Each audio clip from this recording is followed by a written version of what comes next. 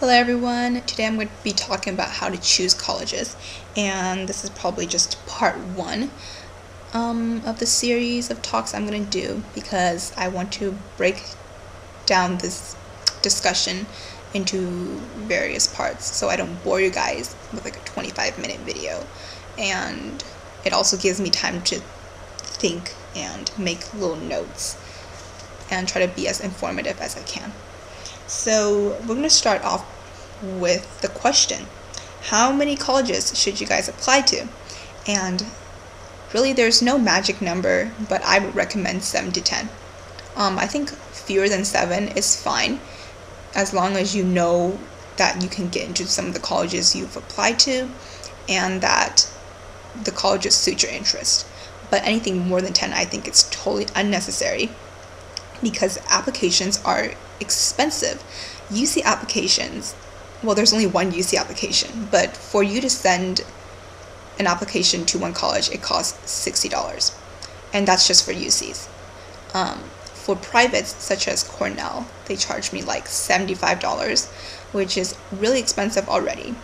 And then I looked at Stanford and they charged me like $90, and I was like, wow, this is really expensive.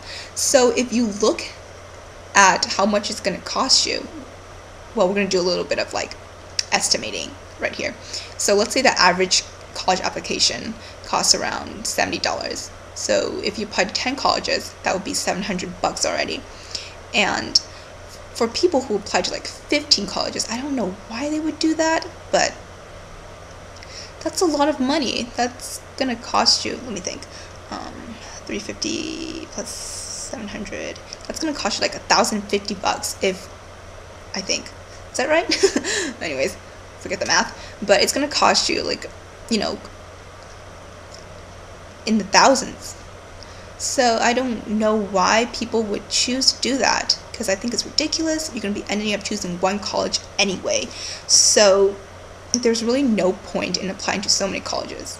And I know what you guys are thinking. It's like, oh, I have so many colleges I want to go to. I'm going to Harvard, Stanford, Yale. But really, in the end, one college will suit you. And whether you think you like it in the beginning or not, that's where you guys are going to be living at for the next 4 years of your life. And humans are amazingly adaptable, meaning that give yourself some time and you will find new friends and you will be comfortable with the environment. So yeah, I guess that's just it for today.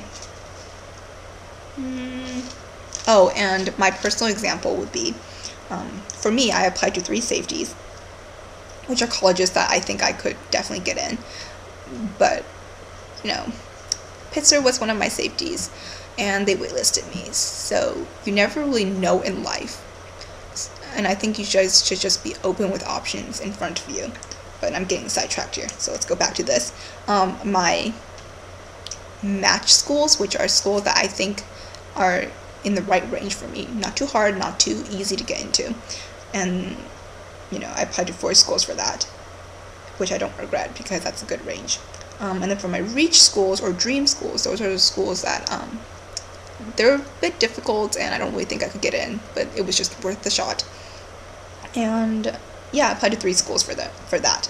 And for me, I really wish that I took out one of my safety schools, which was Pitzer, not because they waitlisted me, but because Pitzer is actually really close to home. So if I had gone there, I would have lived at home the second year, which would have saved money, but wouldn't have really developed my independence, and I didn't really want that. So I wish I had not applied to Pitzer, and also wish I didn't apply to Dartmouth, because that was just one of the schools I was like, hey, it's an Ivy League, you know, if I get in, how cool. I know, it's like the dumbest reason ever. And oh, well, it really wasn't for that reason. It was actually because I liked environmental science and had a good environmental science program. But either way, I don't think I would have gone, even they accepted me, pretty much just because it's expensive and it's far away from home, and I didn't think the environment suited me that well either. So yeah, so had I not if I didn't apply to those 2 schools, I would have only applied to 8 schools, which I think is a really, really good number.